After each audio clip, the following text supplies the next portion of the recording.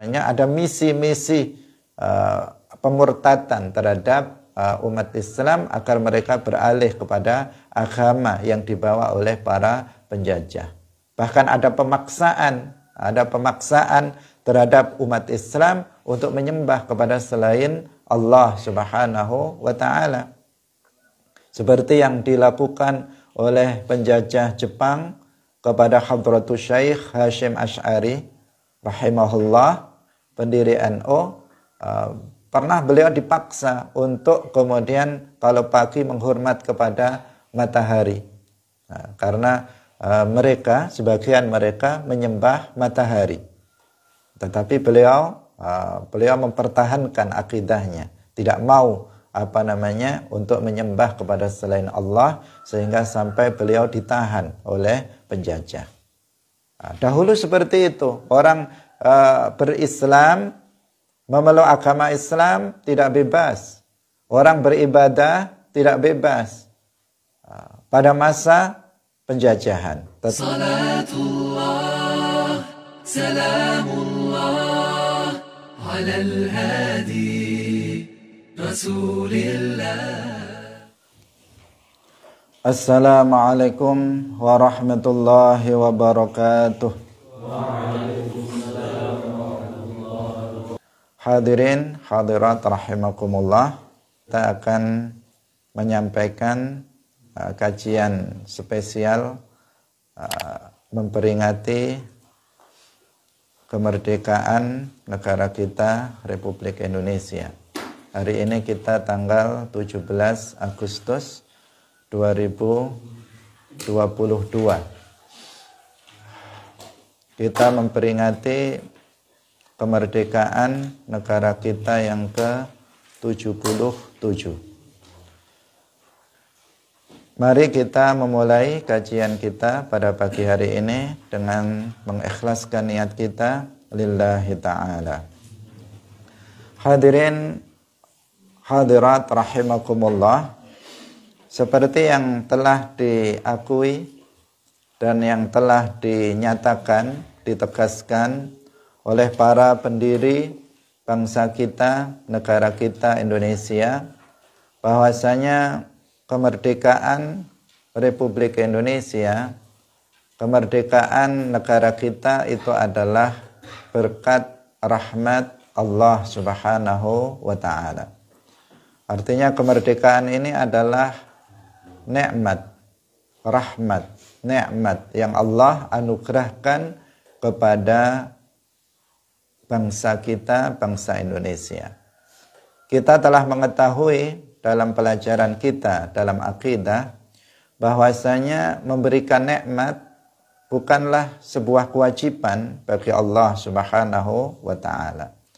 Untuk memberikan kemerdekaan negara kita setelah sekian ratus tahun dijajah oleh negara-negara barat yang kafir, dijajah oleh Belanda selama 3 abad setengah, 350 tahun.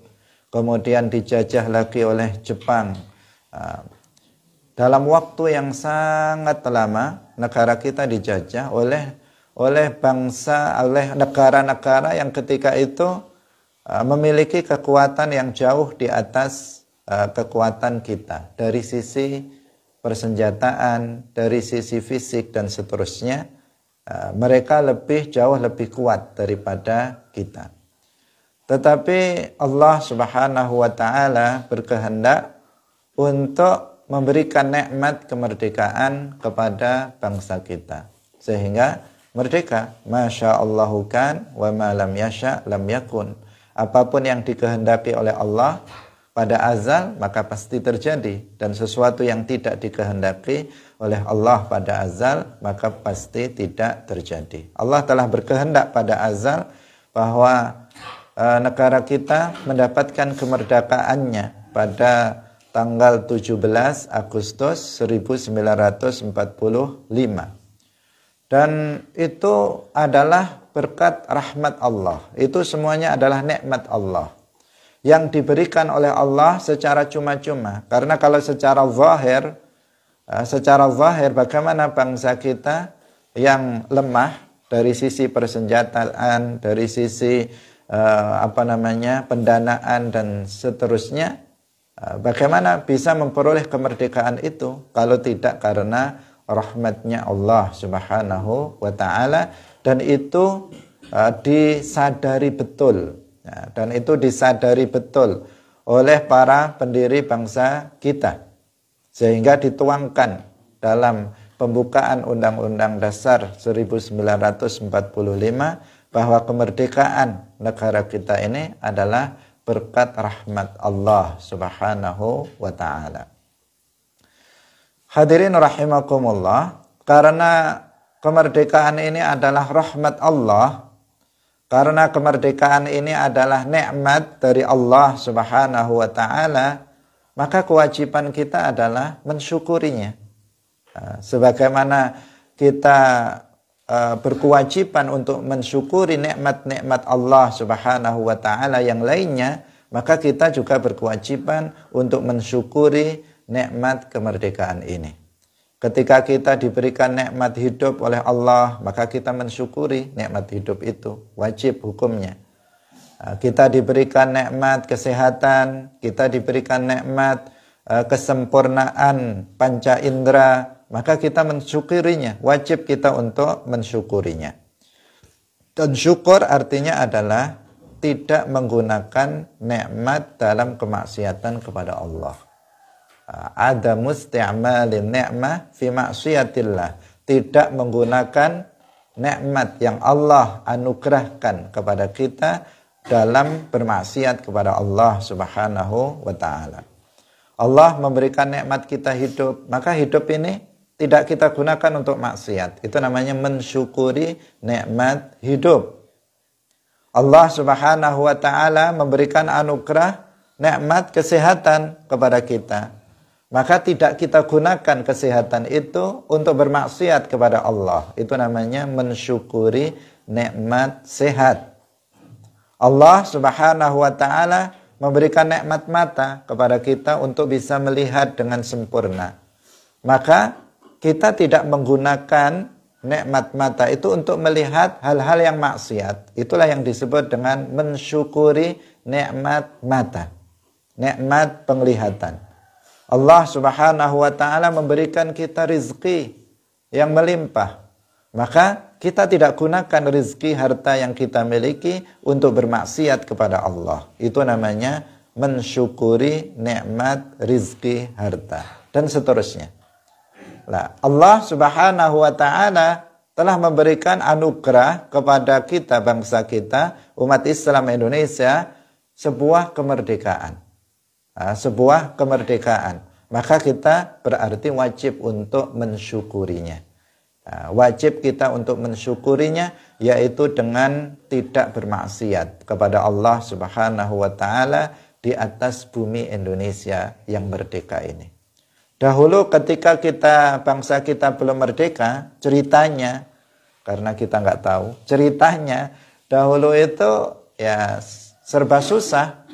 Orang beribadah kepada Allah Subhanahu wa taala itu serba terbatas dan dibatasi. Karena yang menjajah Indonesia ini adalah negara-negara yang kafir, maka ibadah kepada Allah dibatasi oleh mereka, tidak leluasa.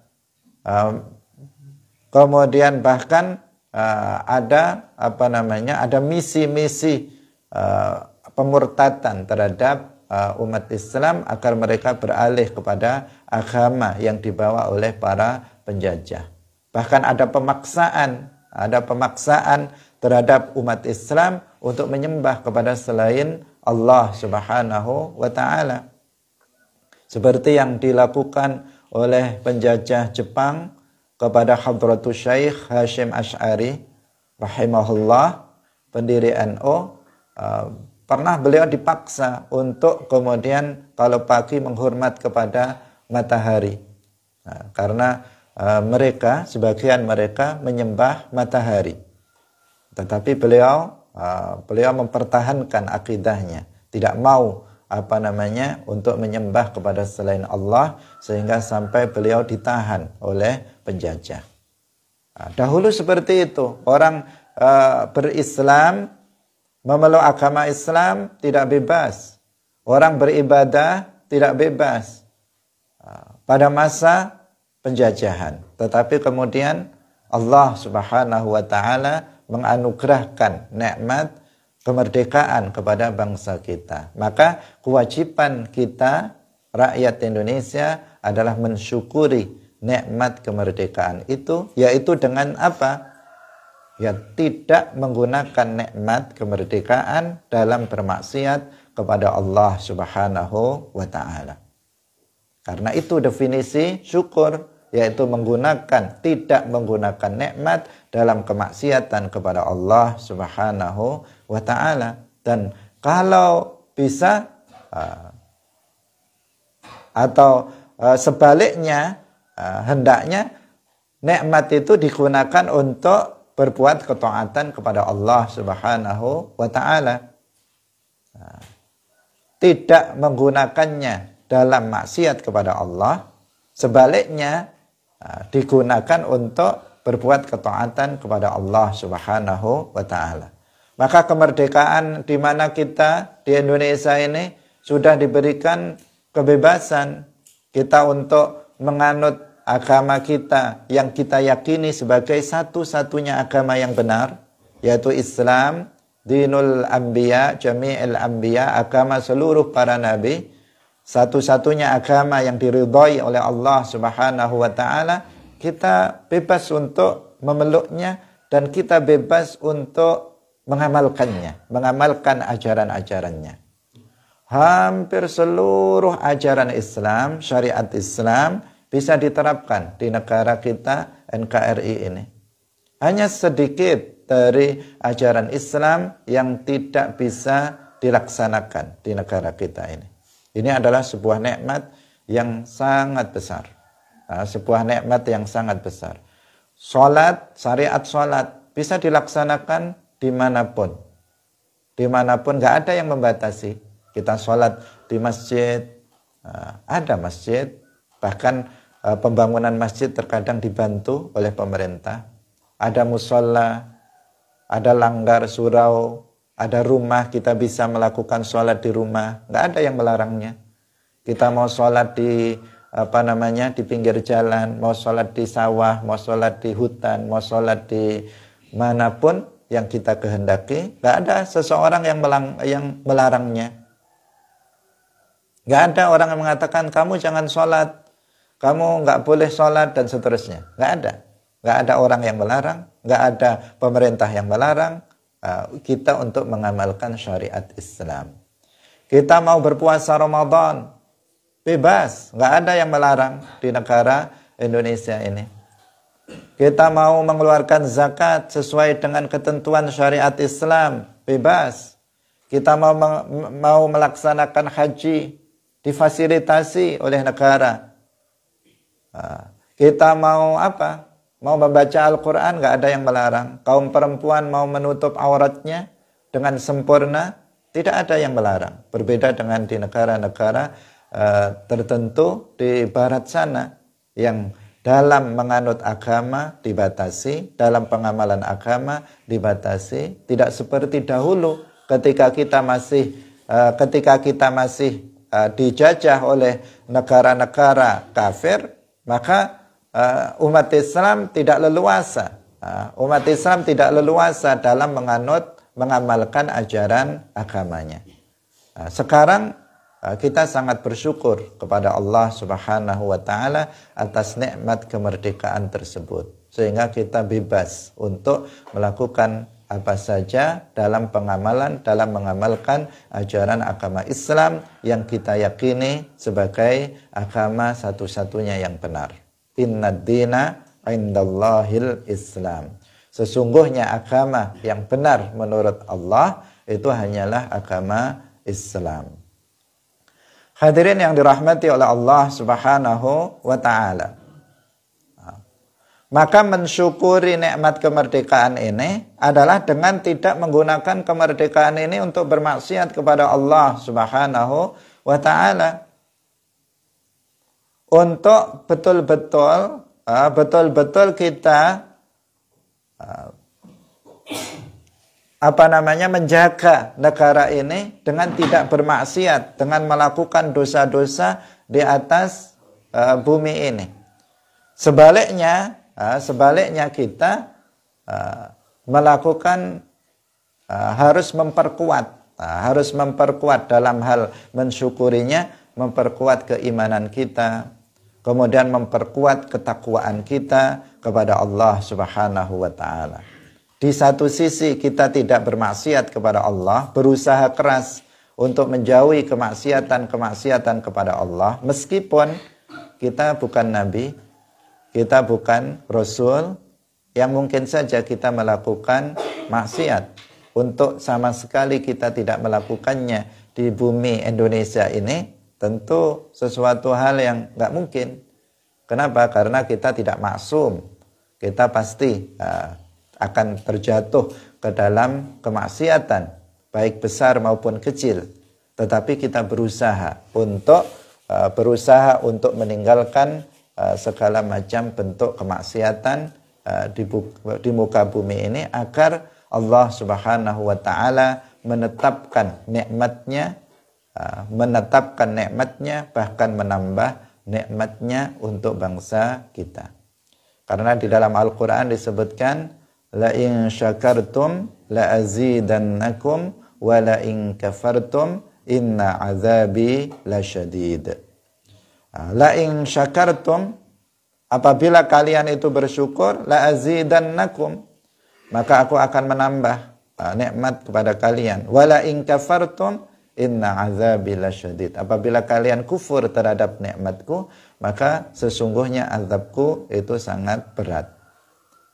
Kalau seseorang itu mengkufuri nikmat Allah, diberikan nikmat justru digunakan untuk bermaksiat kepada Allah Subhanahu wa taala, maka itu akan terancam dengan azab Allah Subhanahu wa taala.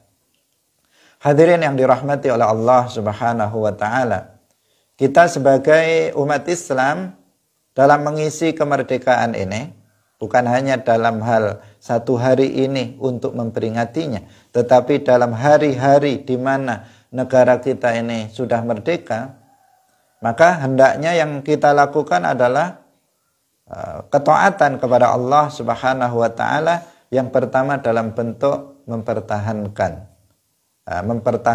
keimanan dan mengajak seluruh umat atau seluruh bangsa, seluruh penduduk negara ini untuk memeluk Islam sebagai agama yang kita yakini satu-satunya yang benar. Karena semakin penduduk Indonesia ini semakin kuat dalam hal keimanannya, semakin banyak yang memeluk Islam sebagai agama yang diridhai oleh Allah Subhanahu wa taala, tentu itu akan dekat dengan syukur kepada Allah Subhanahu wa taala atas nikmat kemerdekaan tersebut. Hadirin rahimakumullah. Jadi ini yang pertama, yaitu keimanan. Kita harus berusaha, kita sebagai umat Islam berusaha bagaimana berusaha mendakwahkan, berusaha untuk mendakwahkan Islam, mengajak orang lain yang belum Islam untuk memeluk Islam, mengajak orang yang yang keimanannya lemah untuk memperkuat keimanannya berdasarkan iman yang telah diajarkan oleh Rasulullah Shallallahu Alaihi Wasallam dan para sahabatnya, yaitu Islam Ahlus Sunnah wal Jamaah. Itu. Kemudian yang kedua adalah ketakwaan. Berusaha kita sendiri untuk bertakwa kepada Allah Subhanahu wa taala, menjalankan semua yang diwajibkan oleh Allah dan berusaha untuk meninggalkan semua yang diharamkan oleh Allah Subhanahu wa taala. Apabila itu dilakukan, maka keberkahan Allah Subhanahu wa taala itu akan turun dari langit dan bumi. Sebagaimana disebutkan di dalam Al-Qur'an, walau anna ahlal qura amanu wattaqau la fatahna 'alaihim barakatim minas sama'i wal ardi.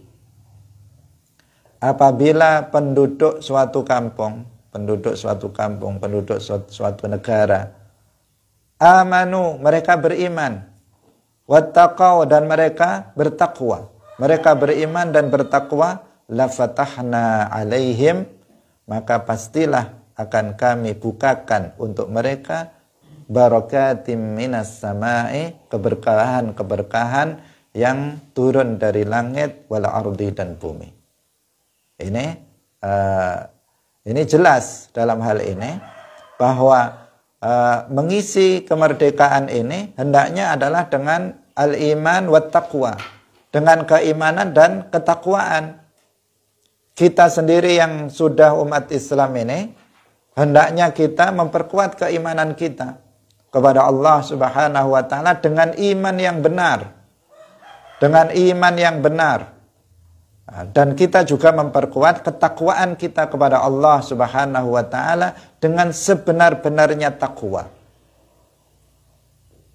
Dan itu semuanya bisa dilakukan dengan apa?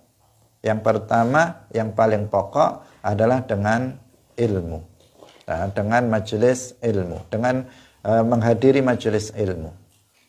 Maka karena keimanan yang benar itu hanya bisa kita raih apabila kita belajar ilmu agama.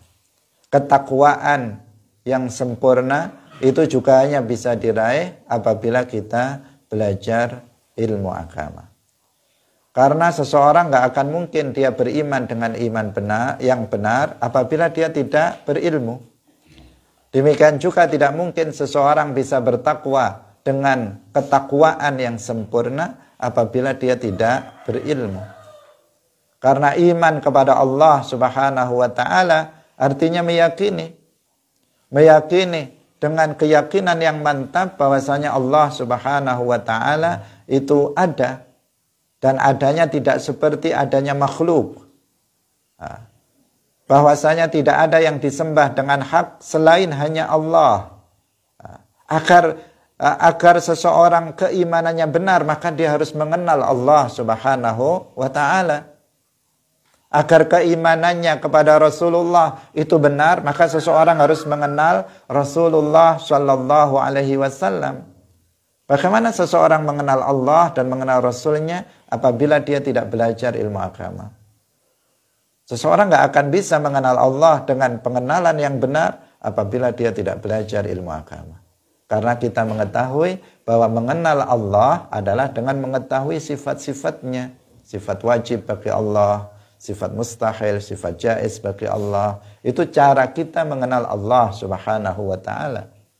Kalau seseorang tidak hadir dalam majelis ilmu, tidak belajar ilmu agama, bagaimana dia bisa mengenal Allah Subhanahu wa ta'ala? Mengenal Rasulullah adalah juga dengan mengetahui sifat-sifatnya. Sifat yang wajib, sifat yang mustahil, sifat yang jaiz. Itu cara mengenal Rasulullah. Bagaimana seseorang bisa mengenal Rasulullah apabila dia tidak hadir dalam majelis ilmu? Apabila dia tidak belajar ilmu agama? Maka mutlak bagi kita umat Islam untuk meraih keimanan yang benar, keimanan yang lurus berdasarkan keimanan akidah yang diajarkan oleh Rasulullah dan para sahabatnya, maka kita harus menghadiri majelis ilmu ahli sunnah wal jamaah. Demikian juga ketakwaan. Dalam takwa kepada Allah Subhanahu wa ta'ala itu juga butuh ilmu. Karena takwa artinya adaul wajibat wajtinabul muharramat. Menjalankan yang wajib dan meninggalkan yang diharamkan. Itu takwa. Dan itu membutuhkan kepada ilmu. Karena tidak mungkin, karena untuk seseorang bisa menjalankan kewajiban, seseorang harus tahu hal-hal yang wajib itu apa saja. Dia harus tahu. Setelah dia tahu, misalnya sholat, puasa, Ramadan, setelah dia tahu, maka dia harus tahu bagaimana tata cara melakukannya. bagaimana tata cara sholat yang benar, bagaimana puasa yang benar. Dia harus mempelajari, dia harus mengetahui tata caranya agar dia bisa melakukannya.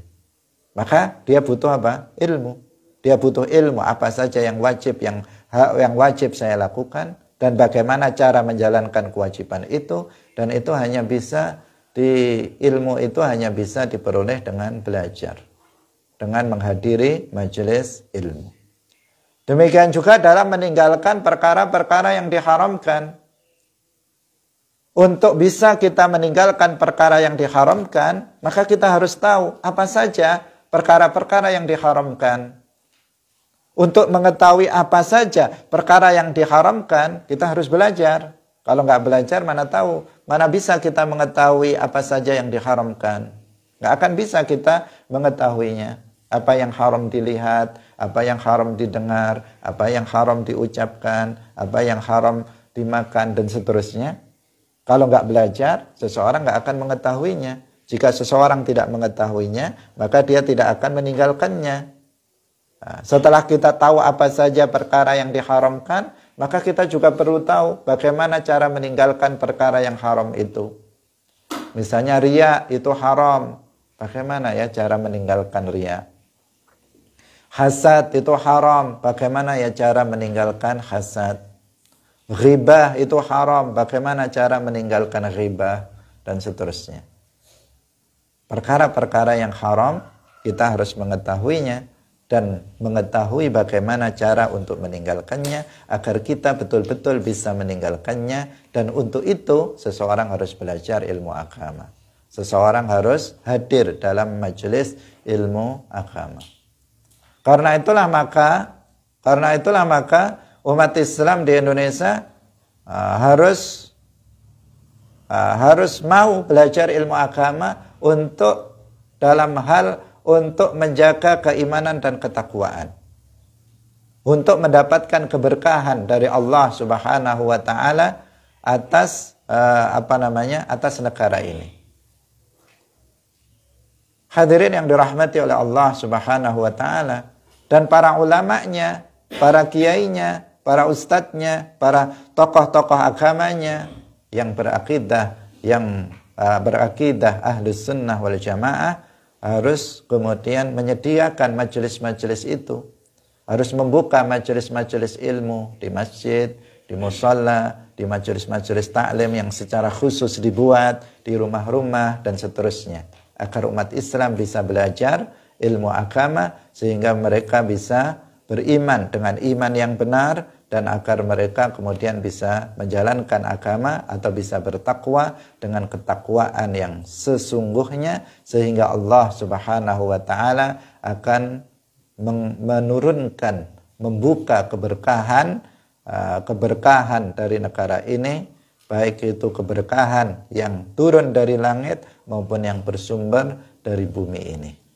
Nah, syaratnya apa tadi? Syaratnya adalah amanu wattaqau. Harus beriman, penduduknya beriman, kemudian penduduknya bertakwa kepada Allah Subhanahu wa taala. Nah, tentu kita tidak bisa mengatakan 100% akan bisa seperti itu.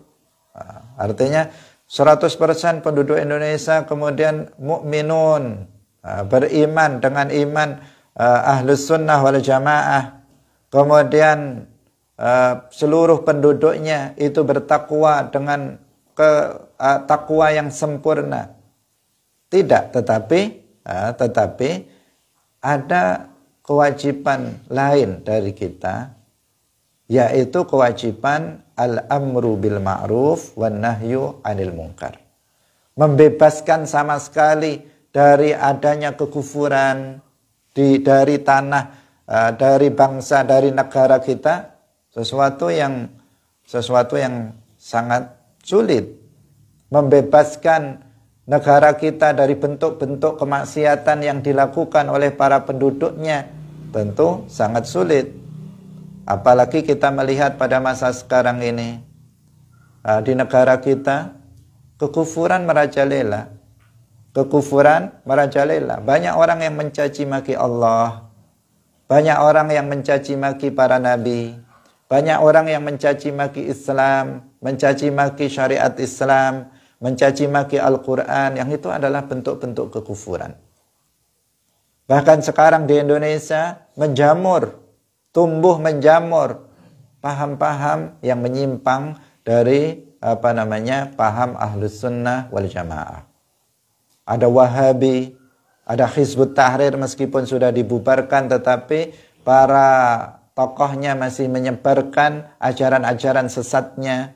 Ada Hizbul Ikhwan, ada Ahmadiyah, ada banyak sekali kelompok-kelompok menyimpang di Indonesia, baik yang datang dari luar negara ini maupun yang muncul di negara ini, yang dibuat-buat oleh penduduknya sendiri, itu sangat banyak sekali. Di antara kesesatannya itu sampai kepada kekufuran. Yang paling berbahaya dari kelompok-kelompok itu adalah Wahabi, kelompok Wahabi, pengikut Muhammad bin Abdul Wahhab dan pengikut Ibnu Taimiyah Al-Harrani. Kelompok ini sangat berbahaya dan paling berbahaya saat ini. Kenapa? Yang pertama, mereka memiliki jaringan internasional. Mereka memiliki jaringan internasional, ada di semua negara, hampir ada di semua negara. Kemudian mereka juga memiliki dana yang seakan-akan tidak akan habis, seakan-akan tidak bisa habis saking banyaknya. Dakwah mereka gencar di Indonesia dan tidak ada negara yang kemudian menghalaunya secara masif. Tetapi mereka bebas, sehingga pada saat ini Wahabi yang mengaku di Indonesia sebagai kelompok Salafi, tetapi mereka berbohong karena mereka bukan pengikut Salaf. Dari sisi manhaj mereka atau akidah, mereka bukan pengikut ulama Salaf, bahkan akidah mereka bertentangan dengan akidah para ulama Salaf, dan secara orang yang diikuti oleh mereka, Muhammad bin Abdul Wahhab bukan salaf, bukan ulama salaf. Ibnu Taimiyah juga bukan ulama salaf, karena para ulama salaf adalah mereka yang hidup pada 3 abad pertama Hijriyah. Itu yang disebut dengan salaf. Ibnu Taimiyah hidup pada abad 7 atau 8 Hijriyah. Sementara Muhammad bin Abdul Wahhab baru saja hidup abad 12 Hijriyah. Maka sama sekali orang yang diikuti oleh orang Wahabi bukan salaf, dan akidah mereka bertentangan dengan akidah salaf. Salah satu ulama salaf generasi sahabat, Sayyiduna Ali bin Abi Thalib radhiyallahu anhu, mengatakan, "Kana Allahu wala makan wa huwal ana ala ma alaihi kan." Allah itu ada tanpa tempat. Tetapi Wahabi mengatakan Allah itu bertempat. Sayyiduna Ali minas salaf mengatakan bahwa innallaha khalaqal arsya izharan liqudratihi wa lam yattakhidhu makanan lidzatihi. Allah menciptakan arsy untuk memperlihatkan, menampakkan kekuasaannya, bukan untuk dijadikan sebagai tempat bagi zatnya. Ulama salaf, Sayyiduna Ali bin Abi Thalib radhiyallahu anhu. Tetapi orang Wahabi mengatakan Allah bertempat di atas arsy. Artinya orang Wahabi, pengikut Muhammad bin Abdul Wahhab, mengaku sebagai salafi secara bohong, padahal mereka itu adalah talafi, kelompok yang merusak akidah umat Islam. Kelompok ini sangat berbahaya. Hari ini mereka sudah akidahnya sudah disebarluaskan melalui berbagai macam cara. Di setiap kota besar atau kecil mereka punya pondok pesantren. Dengan lembaga itu mereka menyebarkan akidah Wahabiyah, akidah tajsim dan tashbih. Mereka memiliki stasiun-stasiun televisi yang bukan hanya satu, tetapi sangat banyak, lebih dari 10 channel TV melalui jaringan parabola yang mereka gunakan untuk mendakwahkan ajaran tasbih dan tajsim yang sesat. Mereka juga menulis buku-buku yang kemudian disebarluaskan kepada umat Islam secara gratis dibagikan. Sehingga banyak umat Islam yang kemudian membacanya dan terpengaruh dengan paham tasbih dan tajsim.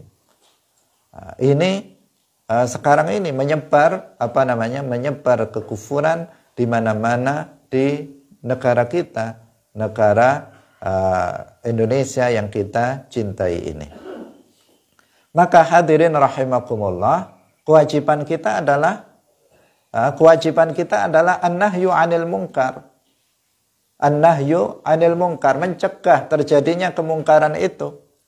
Jangan sampai kekufuran-kekufuran yang disebarluaskan oleh kelompok-kelompok seperti Wahabi, Hizbut Tahrir dan lainnya itu bisa menyebar luas. Kita harus menghalaunya.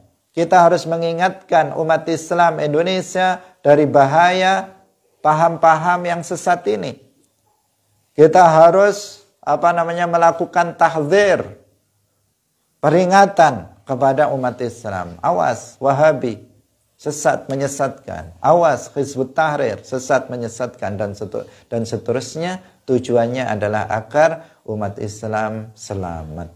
Umat Islam di Indonesia selamat akidahnya sehingga kekufuran tidak merajalela di negara kita ini.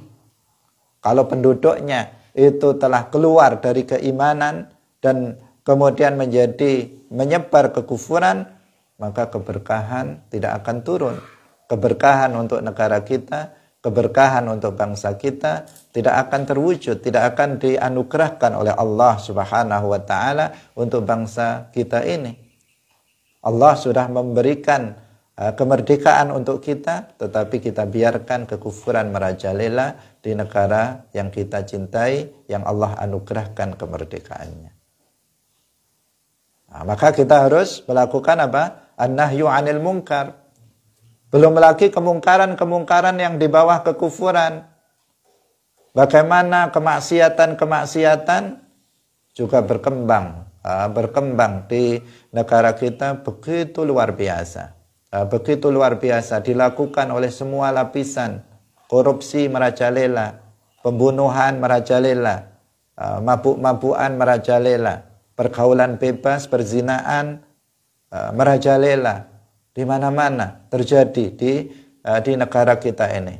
Hampir di semua daerah terjadi kemaksiatan, kemungkaran. Perjudian dengan berbagai bentuk penipuan, dengan berbagai macam cara dilakukan. Korupsi tidak bisa dihentikan. Bohong, menyebarkan berita hoax, ghibah, fitnah dan sebagainya. Itu semuanya terjadi di negara kita yang luar biasa, masifnya, yang semuanya ini sangat memprihatinkan dan membahayakan negara kita. Menyebarnya kemungkaran berbagai macam kemungkaran, baik kemungkaran yang paling mungkar yang berupa kekufuran, maupun kemungkaran di bawah kekufuran, seperti kemaksiatan, dosa-dosa besar, dan juga kemudian dosa-dosa kecil, itu membahayakan terhadap negara. Sekali lagi, itu membahayakan kepada negara. Kenapa? Karena itu adalah bagian dari kufur terhadap nikmat. Kufur terhadap nikmat. Allah telah memberikan kenikmatan berupa kemerdekaan, harusnya tidak digunakan untuk maksiat, tetapi malah digunakan oleh penduduknya untuk bermaksiat kepada Allah. Kebebasan bukan untuk beribadah, tetapi kebebasan banyak yang dilakukan justru untuk bermaksiat kepada Allah Subhanahu wa taala. Dan Al-Qur'an tadi mengatakan wala in kafartum inna azabi lasyadid. Azab bisa turun. Azab Allah Subhanahu wa taala bisa turun kepada bangsa kita apabila kekufuran dan kemungkaran, kekufuran, kemaksiatan itu merajalela terjadi di negara kita. Apalagi apabila tidak ada orang yang melakukan an-nahyu anil munkar.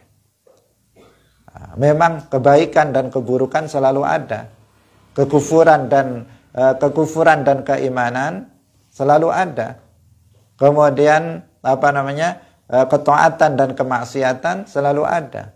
Tetapi umat Islam ada kewajiban untuk an-nahyu anil munkar, terhadap kemungkaran yang terjadi, yang dia ketahui terjadi di daerahnya.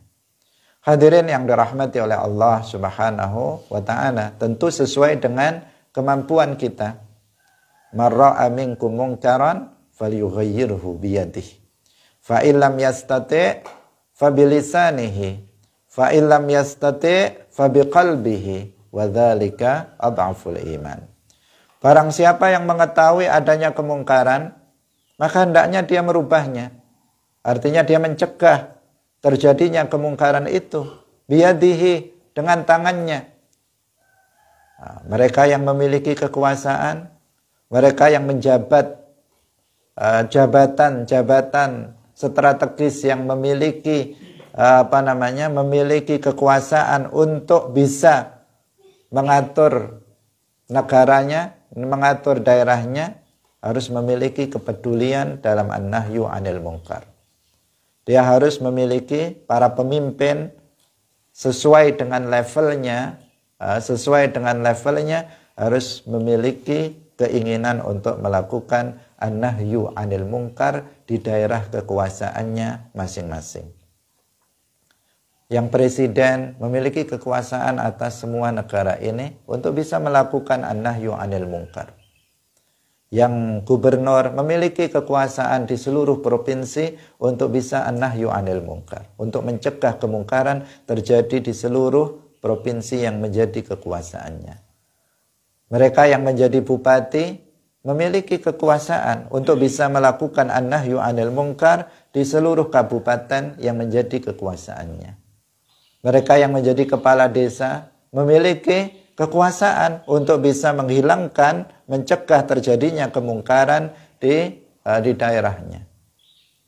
Kalau mau ada Wahabi, ada Hizbut Tahrir, ada paham-paham yang menyimpang, mereka bisa untuk mengenyahkannya, untuk menghilangkannya dari daerah kekuasaannya. Mudah bagi mereka untuk melakukan an-nahyu anil munkar dengan kekuasaan, dengan tangannya. Karena mereka memiliki kemampuan, maka mereka wajib untuk melakukan itu. Jika tidak, maka ini bahaya. Bahaya bagi mereka dan bahaya bagi negara kita, karena akan azab Allah akan mengancam jika itu tidak dilakukan. Fa in lam yastati, apabila tidak mampu, nggak memiliki kekuasaan, nggak memiliki kekuatan untuk bisa an-nahyu anil munkar dengan tangan, dengan kekuasaan, fabilisanihi, maka dengan lisannya. Kita yang diberikan anugerah oleh Allah Subhanahu wa ta'ala untuk bisa melakukan an-nahyu anil munkar dengan lisan, dengan memberikan nasihat, kata-kata kita didengar oleh orang lain, orang segan kepada kita, dengan kita memberi nasihat mereka akan berhenti dari melakukan kemungkaran, maka hendaknya kita melakukan an-nahyu anil munkar dengan lisan kita. Fa illam yastati' fa biqalbihi, apabila tidak mampu dengan lisan, maka dengan hatinya, yaitu dengan mengingkari kemungkaran yang dia ketahui terjadi dalam hatinya, dia mengingkarinya. Wa dzalika adhaful iman, dan itu adalah hal minimal yang bisa dilakukan oleh seorang muslim dalam an-nahyu anil munkar. Hadirin yang dirahmati oleh Allah Subhanahu wa ta'ala, ini harus diperhatikan betul untuk kebaikan negara kita, dalam rangka mensyukuri kemerdekaan, berusaha kita bagaimana umat Islam beriman dengan iman yang benar, bertakwa kepada Allah Subhanahu wa ta'ala, tidak mengisinya dengan kemaksiatan-kemaksiatan, untuk kita seperti itu. Jika terjadi kemungkaran-kemungkaran, maka kewajiban kita adalah untuk melakukan an-nahyu 'anil munkar sesuai dengan kemampuan yang kita miliki masing-masing. Jika itu tidak dilakukan, maka akan membahayakan. Jika itu dilakukan, maka keberkahan Allah Subhanahu wa taala akan dibukakan untuk negara kita.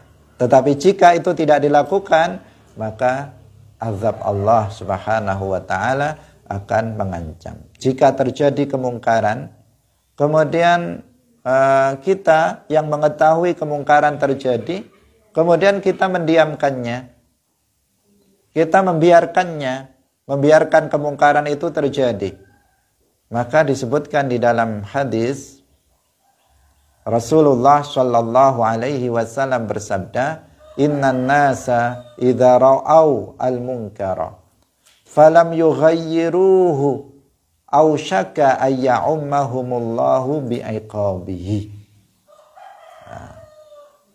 Ini harus diperhatikan hadis ini. Hadis diriwayatkan oleh Imam Ahmad. Innan nasa idza ra'au al-munkara. Sesungguhnya manusia apabila mereka melihat sebuah kemungkaran, falam yungkiruhu, kemudian mereka tidak mengingkarinya.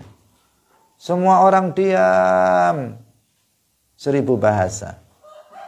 Semuanya, nggak ada yang bicara, nggak ada yang berusaha untuk merubah, tidak ada yang berusaha untuk mengingkari kemungkaran itu. Ausyaka, maka dikhawatirkan ayya'ummahumullahu bi'iqabihi. Allah akan meratakan azabnya kepada seluruh orang. Kepada seluruh orang. Artinya azab yang merata. Azab yang merata akan diturunkan oleh Allah Subhanahu wa taala kepada orang-orang tersebut. Jika Jika terjadi sebuah kemungkaran terjadi, kemudian semuanya diam, ulamanya diam, pemerintahnya tidak membiarkannya, kemudian para ulamanya, para kiainya, para ustadznya mendiamkan kemungkaran itu. Wahabi merajalela menyebarkan paham kufur, paham tajasimnya, didiamkan saja, dipersilahkan, malah dibantu dan seterusnya. Kemudian mereka yang tahu diam, tidak mau komentar dan tidak mau memperingatkan masyarakat dari bahaya paham-paham mereka. Kemaksiatan terjadi dibiarkan begitu saja, malah didukung. Maka jika seperti itu, dikhawatirkan Allah Subhanahu wa taala akan menurunkan azabnya secara merata. Ayya'ummahum, artinya merata. Merata itu artinya bukan hanya orang yang kafir saja yang kena azab, tetapi juga orang Islam. Bukan hanya orang-orang yang bermaksiat saja yang kena azab, tetapi orang-orang yang saleh, orang-orang yang juga baik, tetapi mereka mendiamkan kemungkaran terjadi, maka mereka juga akan kena azabnya. Ini adalah Ini adalah ancaman yang akan terjadi apabila umat Islam itu tidak mau melakukan an-nahyu 'anil munkar. Hadirin yang dirahmati oleh Allah Subhanahu wa taala. Jadi kesimpulannya bahwa kemerdekaan adalah nikmat dari Allah Subhanahu wa taala. Wajib kita mensyukurinya. Bagaimana mensyukurinya? Yaitu dengan tidak bermaksiat kepada Allah Subhanahu wa taala di atas bumi Indonesia ini. Jika ada kemaksiatan terjadi dan itu tidak bisa dihindari, maka kita harus mengingkari, melakukan an-nahyu 'anil munkar terhadap kemungkaran-kemungkaran yang terjadi. Dan harus lebih diperhatikan adalah kemungkaran yang paling mungkar yang banyak terjadi saat ini di negara kita, yaitu kekufuran yang merajalela disebarkan oleh kelompok-kelompok yang menyimpang dari Ahlus Sunnah wal Jamaah. Itu harus diberantas agar negara kita penuh dengan barokah yang dianugerahkan oleh Allah Subhanahu wa taala. Hadirin yang dirahmati oleh Allah Subhanahu wa taala, demikian. Tetapi sebelumnya, masih sedikit waktu, ini adalah kemerdekaan. Kemerdekaan dengan pengertian kemerdekaan negara dari penjajahan. Tetapi bagi seorang mukmin sebenarnya kita ini di dunia ini nggak pernah merdeka. Kita nggak pernah merdeka. Karena dalam hadis disebutkan ad-dunya sijnul mu'min wa jannatul kafir. Dunia ini adalah penjara bagi seorang mukmin. Maka apa maksudnya penjara bagi mukmin? Penjara artinya kita nggak merdeka, kita nggak bebas. Di dunia ini kita harus menyadari kita ini di penjara. Di penjara artinya kita semuanya dibatasi. Harus ini, harus itu, harus ini, harus itu, wajib ini, wajib itu, nggak boleh ini, nggak boleh itu. Kita orang mukmin di dunia ini seperti itu. Ini wajib ini, wajib ini, wajib ini. Kalau sudah zuhur wajib sholat, kalau asar wajib asar, sholat asar. Kalau Ramadan wajib puasa, nggak boleh nggak boleh minum khamar, nggak boleh berzina, nggak boleh mencuri, nggak boleh. Itu namanya apa? Seperti penjara. Kita itu seperti di dunia ini seperti penjara. Kita akan betul-betul merdeka ketika kita mati dalam keadaan beriman dengan iman yang sempurna. Ketika kita nanti mati dalam keadaan sebagai seorang mukmin kamil, seorang mukmin yang sempurna, maka surga nanti yang akan kita dapatkan di akhirat, dan itulah kemerdekaan yang hakiki. Di sana akhirat menjadi jannah bagi seorang mukmin, menjadi surga bagi seorang mukmin. Nah, itulah yang harus kita tuju dengan memperoleh kemerdekaan yang sebenar-benarnya, yaitu keluar dari penjara dunia ini dalam keadaan beriman dengan iman yang sempurna, dan lagi-lagi kuncinya adalah ilmu agama dan pengamalannya. Nah, al-ilmu wal amal tariquna ilmun wa amalun wa ta'lim.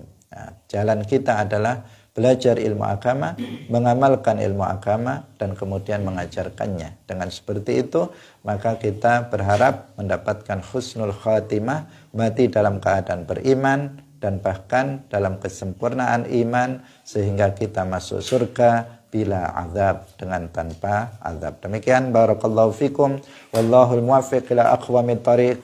Wassalamualaikum warahmatullahi wabarakatuh.